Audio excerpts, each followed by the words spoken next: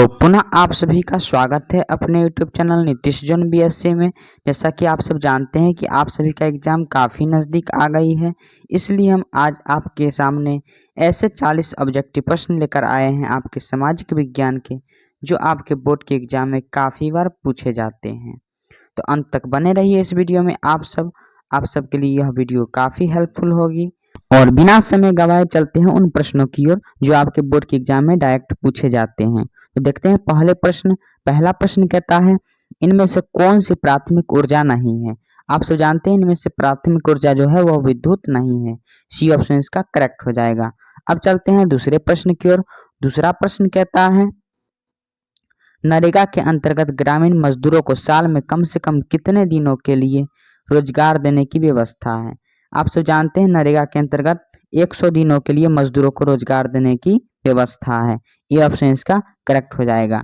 अब चलते हैं तीसरे प्रश्न की ओर। तीसरा प्रश्न कहता है, ब्रह्म की स्थापना किसने की थी। आप सब जानते हैं ब्रह्म समाज की स्थापना राजा राम मोहन राय ने की थी। ये ऑप्शन इसका करेक्ट हो जाएगा। अब चलते हैं अगले प्रश्न की ओर। चौथा प्रश्न कहता है, काली मिट्टी उपयुक्त है। काली मिट्टी किस लिए उपयुक्त है, तो कपास के खेती के लिए। ये ऑप्शन इसका करेक्ट हो जाएगा। अब चलते हैं पांचवें प्रश्न की ओर। पांचवा प्रश्न कहता है, इनमें से कौन सा सबसे लंबा राष्ट्रीय राजमार्ग है।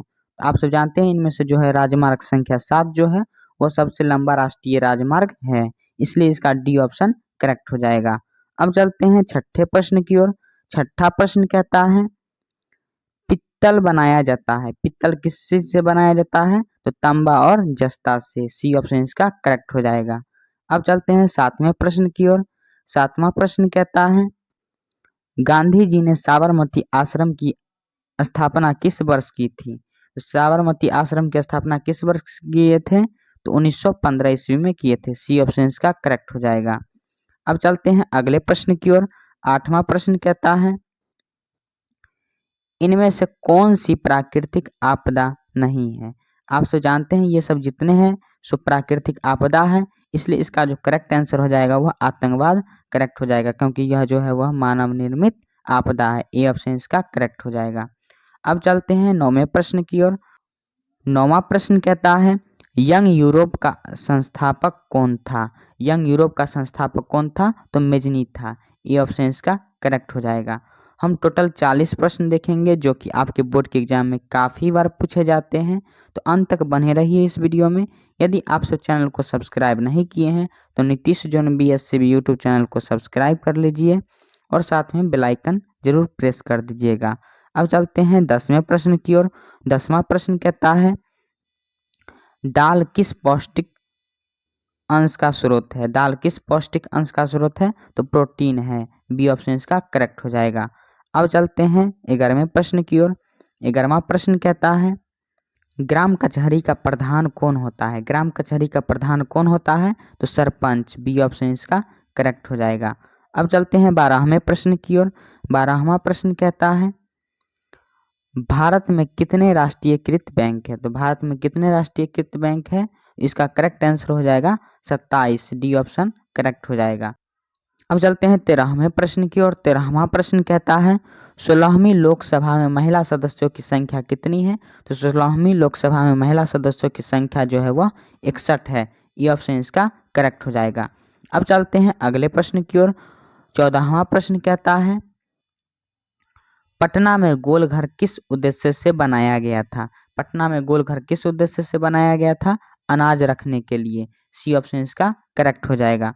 अब चलते हैं 15वें प्रश्न की ओर।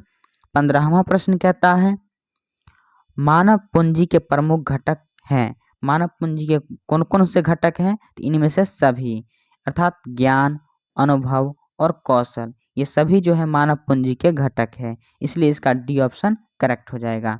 अब चलते हैं 16वें प्रश्न की ओर। 16वां प्रश्न कहता है, 1977 की लोकसभा के चुनाव में किस दल को स्पष्ट बहुमत मिला।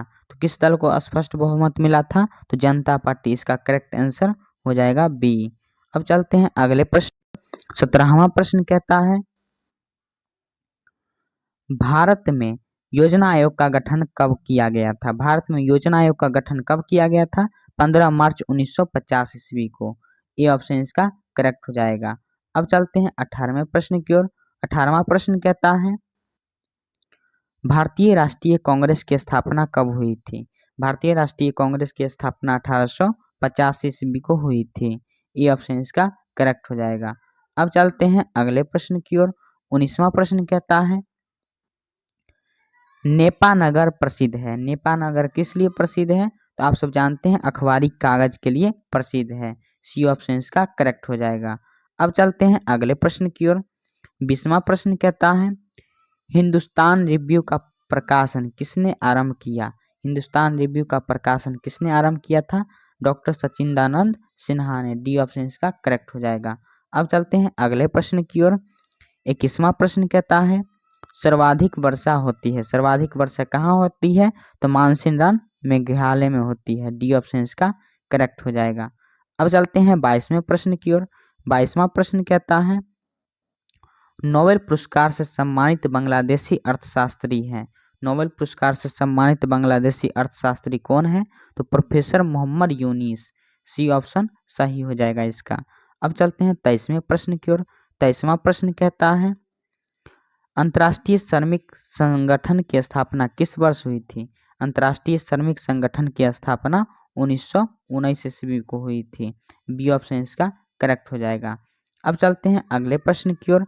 अगला प्रश्न 24वां प्रश्न कहता है जवाहर रोजगार योजना कब लागू हुई थी? तो कब लागू हुई थी जवाहर रोजगार योजना? तो 1989 ईस्वी को। बी ऑप्शन इसका करेक्ट हो जाएगा। अब चलते हैं 25वें प्रश्न की ओर। 25वां प्रश्न कहता है भारत में अत्यंत विनाशकारी भूकंप कब आया था? तो भारत में अत्यंत विनाशकारी भूकंप कब आया था? 1934 ईस्वी को। ये ऑप्शन इसका करेक्ट हो जाएगा। अब चलते हैं 26वें प्रश्न की ओर। 26वां प्रश्न कहता है निम्न में से कौन विदेशी ब्रांड नहीं है? तो आप सब जानते हैं इसमें जो टाटा है जो है वह भारत का ब्रांड है, अर्थात ये सब विदेशी ब्रांड है, इसलिए डी ऑप्शन इसका करेक्ट हो जाएगा। अब चलते हैं 27वें प्रश्न की ओर। 27वां प्रश्न कहता है निम्नलिखित में से कौन सा उद्योग कृषि पर आधारित नहीं है? इसमें आप सब जानते हैं जो सीमेंट जो है वह कृषि पर आधारित उद्योग नहीं है, इसलिए बी ऑप्शन इसका करेक्ट हो जाएगा। अब चलते हैं 28वें प्रश्न की ओर। 28वां प्रश्न कहता है कार्ल मार्क्स का जन्म कहाँ हुआ था? कार्ल मार्क्स का जो जन्म हुआ था वह जर्मनी में हुआ था। ये ऑप्शन इसका करेक्ट हो जाएगा। अब चलते हैं 29वें प्रश्न की ओर। 29वां प्रश्न कहता है विश्व व्यापार संगठन WTO की स्थापना कब हुई थी? तो विश्व व्यापार संगठन WTO की स्थापना 1995 ईस्वी को हुई थी। डी ऑप्शन इसका करेक्ट हो जाएगा। अब चलते हैं अगले प्रश्न 30वें प्रश्न की ओर। 30वां प्रश्न कहता है लोकतंत्र जनता के द्वारा और जनता के लिए शासन है, यह कथन किसका है? ये सब आप सब जानते हैं कि अब्राहम लिंकन ने यह कथन दिया था। सी ऑप्शन इसका करेक्ट हो जाएगा। अब चलते हैं 31वें प्रश्न की ओर। 31वां प्रश्न कहता है झारखंड राज्य का गठन कब हुआ था? झारखंड राज्य का गठन 15 नवंबर 2000 ईस्वी को हुआ था। इसका जो सी ऑप्शन है करेक्ट हो जाएगा। अब चलते हैं 32वें प्रश्न की ओर। 32वां प्रश्न कहता है भारत सरकार ने सूचना का अधिकार अधिनियम कब पारित किया? भारत सरकार ने सूचना का अधिकार अधिनियम कब पारित किया था? तो 2005 ईस्वी को पारित किया था।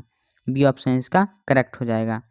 अब चलते हैं 33वें प्रश्न की ओर। 33वां प्रश्न कहता है यूरोप का मरीज किसे कहा जाता है? यूरोप का मरीज किसे कहा जाता था?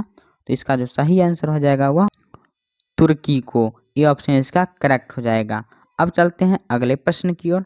अगला प्रश्न कहता है सेफ्टी लैंप का आविष्कार किसने किया था? सेफ्टी लैंप का आविष्कार किसने किया था? हम्फ्री डेवी ने किया था। सी ऑप्शन इसका करेक्ट हो जाएगा। अब चलते हैं 35वें प्रश्न की ओर। 35वां प्रश्न कहता है मंदार हिल किस जिले में अवस्थित है? मंदार हिल जो है वह आप सब जानते हैं कि यह बांका में अवस्थित है, इसलिए इसका सी ऑप्शन करेक्ट हो जाएगा। अब चलते हैं 36वें प्रश्न की ओर। 36वां प्रश्न कहता है भारतीय जनता पार्टी का चुनाव चिन्ह क्या है? आप सब जानते हैं भारतीय जनता पार्टी का चुनाव चिन्ह जो है वह कमल का फूल छाप है। बी ऑप्शन इसका करेक्ट हो जाएगा। अब चलते हैं 37वें प्रश्न की ओर। 37वां प्रश्न कहता है 16वीं लोकसभा चुनाव किस वर्ष हुआ था? 16वीं लोकसभा चुनाव जो हुआ था वह 2014 ईस्वी को हुआ था। सी ऑप्शन इसका करेक्ट हो जाएगा। अब चलते हैं 38वें प्रश्न की ओर। 38वां प्रश्न कहता है कागज का आविष्कार किस देश में हुआ था? कागज का आविष्कार किस देश में हुआ था? चीन में हुआ था। ए ऑप्शन इसका करेक्ट हो जाएगा। अब चलते हैं 39वें प्रश्न की ओर। 39वां प्रश्न कहता है लिच्छवी गणतंत्र भारत के किस राज्य में अवस्थित था? तो वह किस राज्य में अवस्थित था? बिहार में अवस्थित था। ए ऑप्शन इसका करेक्ट हो जाएगा। अब चलते हैं 40वें प्रश्न और इस वीडियो का लास्ट प्रश्न की ओर। तो 40वां प्रश्न कहता है भारत का सबसे बड़ा बंदरगाह है। भारत में सबसे बड़ा बंदरगाह कहाँ है? तो मुंबई में है। ये ऑप्शन इसका करेक्ट हो जाएगा। तो ये थे इतने सारे 40 प्रश्न जो कि आपके बोर्ड के एग्जाम में पूछे गए थे और इस बार भी पूछने की ज़्यादा संभावना है। यदि आप सब चैनल को सब्सक्राइब नहीं किए हैं तो Nitish zone BSCB YouTube channel को सब्सक्राइब कर लीजिए और साथ में बेल आइकन भी दबा दीजिए। यदि आप सब इसका PDF नोट्स लेना चाहते हैं तो Nitish zone BSCB Telegram channel को भी ज्वाइन कर लीजिएगा। धन्यवाद।